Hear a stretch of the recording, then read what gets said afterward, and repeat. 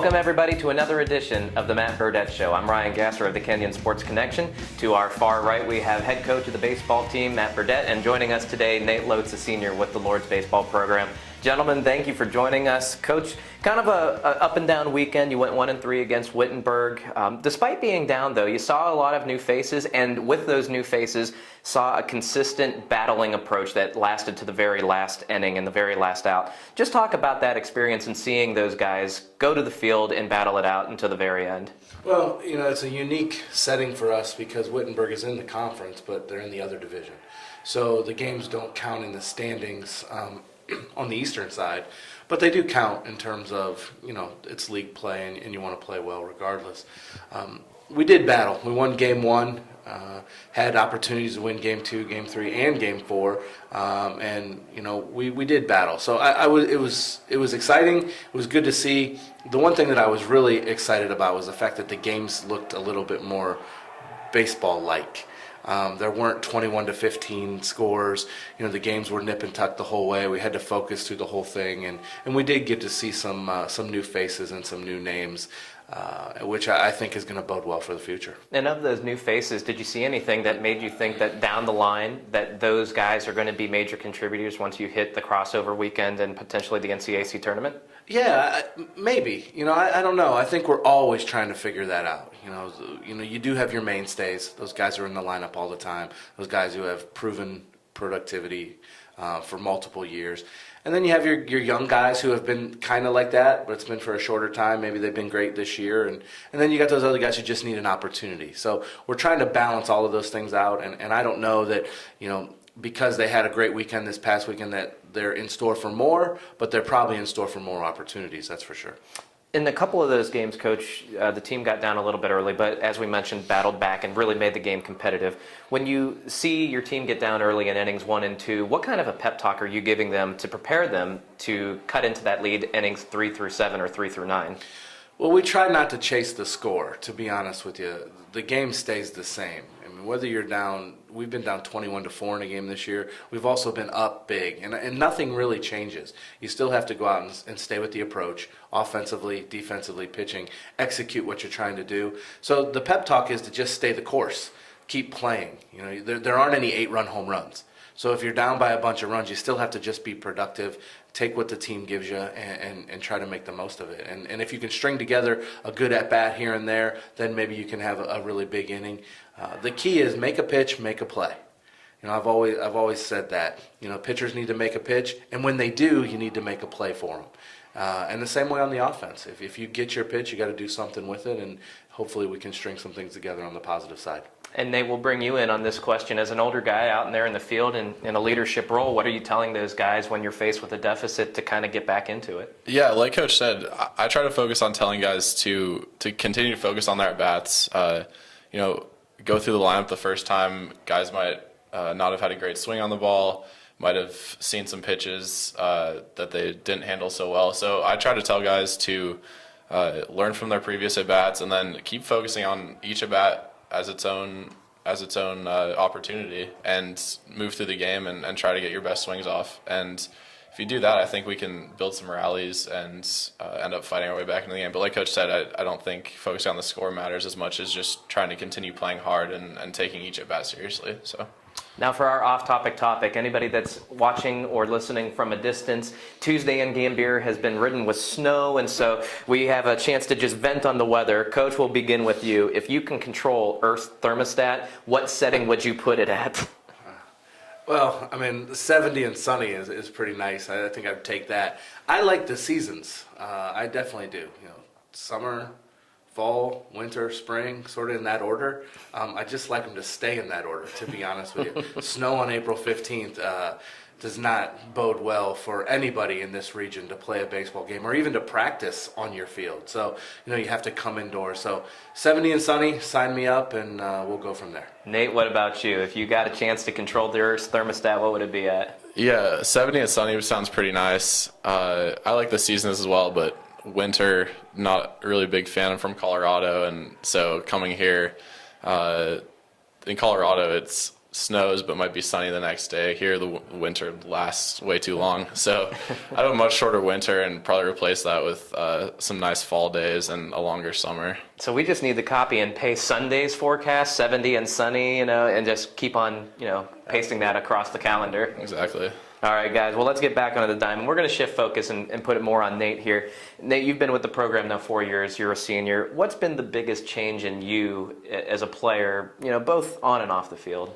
Well, I think from a baseball standpoint, I've become a much more complete player. As a hitter, I think I've grown a lot, and I've from a technical standpoint, I've been able to hit the ball the other way, pull the ball, really spray the field with the ball. I think I've been able to put together more quality at bats, and I've just learned as I've gone through how I get pitched and how to handle certain pitchers. And then from a leadership standpoint, learning how to interact with the group of guys as we get new freshmen in every year, and each year you're a year older and you have a little bit more of a leadership role, and so trying to maintain that team chemistry while bringing the new guys in, and then as well work with the other leaders this year with Mike and Jake has been great. And from an individual standpoint, Kenyon's allowed me to grow a lot as a person, as a student. The classes I've taken have been awesome, and then the ability to build relationships, working at the athletic center as a manager, being on a sports team, getting to know the people, and just and build relationships as I go through here. And I think that's something that you get at a school like Kenyon that's small, where I've been able to feel like I've really had a role in the program and the athletic department here. Now, the guy in the top step hasn't changed in quite some time, but the program always is undergoing some change. What has been the biggest change from year 1 to year 4 for you as far as the program's concerned? Bottom line, I just think we're a lot better. We've each year brought in more talent. I think our freshman classes seem to get stronger and stronger. From freshman year we weren't that great, pretty disappointing, and then from sophomore year on, I feel like we've really had an expectation of winning games. Sophomore year, we had that great run and made it to the playoffs, and last year we had very high expectations and a good senior class. Things didn't exactly work out, but I think we have a lot of good baseball players, guys who care about baseball, guys who know the game, and I've just seen that kind of expand, and now we're at a point with really talented young guys, and obviously not many seniors, but I think the program's in a really good place, and we have a lot of just good baseball players. Coach, shifting back over to you, getting a chance to talk about Nate. What's his biggest asset for you and for the team? Nate's a pro. It's that simple. We identified Nate early in his career to be a leader. The first sophomore to ever be captain of our baseball team in my time here. He approaches things the way I like people to approach them. He comes in every day and he gives an honest effort, always, in the batting cage, defensively, in the locker room, in the dugout. He's just one of those guys that you can sort of rely on, and that's something where I think is overlooked a lot. Those guys that you can just count on day after day to show up, probably not always feeling his best, probably under the weather some days, but you're going to get an honest effort. And then to expand on that, the effort's pretty good. The productivity's pretty strong. He's closing in on some major numbers in his career, and we won't talk about them to try to jinx him. But he's working his way up the ladder on just about every offensive chart we have.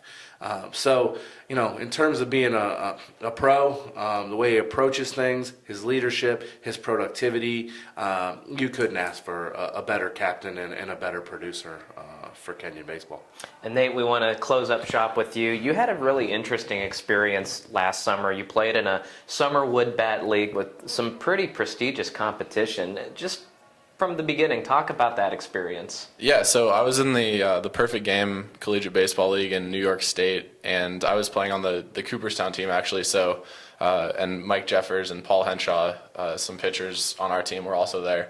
And I lived with Mike with the host family. So, yeah, it was wood bat. We were some of the only Division III guys in the league. A lot of Division I, Division II, junior college. There's a bunch of SEC guys. So the competition was really great. And to be honest, going in, I didn't know how much I'd play. I'd played in a California league the year before and didn't really get a ton of playing time. But I was fortunate enough to get to start almost all the games this summer. And just going out there every day, kind of getting into the grind of what like minor league or professional baseball would be like. It's a lot of fun and a great learning experience, especially how to just handle the highs and lows, and having a game the next day, you learn that you have to just stay really even keel and just keep coming to the ballpark and trying to produce every day. Living with Mike and the host family was awesome. You shared 3 months with a family you've never met before, and ours were great. They're actually going to be coming this weekend to Senior Day, hopefully. So we built a great relationship with them and lived in a small town about 20 minutes outside of Cooperstown with like 2 streets in it. And just have a lot of great memories from the summer, and it was a lot of fun with baseball and just being there and making friendships and meeting people that I wouldn't have been around otherwise. And not only did you get to participate in a very prestigious league like that, but you also got selected to the All-Star game as a part of one of those 2 squads. Just talk about that All-Star experience. Does it match up to anything that you've ever experienced on the diamond? I don't know. It was quite an honor. Actually, when Mike and I got placed on the team in the fall, the previous year, we were working out together and kind of had this inspiration, like, let's try to be on that All-Star team in the summer, and I thought it was kind of a long shot, so to be selected was really great, and being there with all those other really talented players and Division I guys was a great experience, and being at Kenyon, Division III, kind of small, but being there, it kind of felt like I was in the larger pond of baseball, and it was a lot of fun. So I don't know if it'd be definitely a career milestone. My highlights have been at Kenyon, I think, but it was a great experience. Well, we certainly wish you the best of luck. We hope that propels you into a spot in another dimension of the baseball world. So, and to coach you as well, just good luck this weekend. I know you got a big stretch of games here. Hopefully Mother Nature provides us with some good weather. You're controlling that thermostat this weekend. But for everybody out there, we hope that you join us here at McCloskey Field this weekend. Go to the online website to view all of the schedules and stats and box scores, athletics.kenyon.edu. Follow us online at Kenyon Sports through our social media outlets, and at Kenyon Baseball on Twitter as well. For head coach Matt Burdette, senior Nate Lotze, I'm Ryan Gasser of the Kenyon Sports Connection. Thanks for joining us, you guys, and thanks for joining us out there in the online world. Go Lords.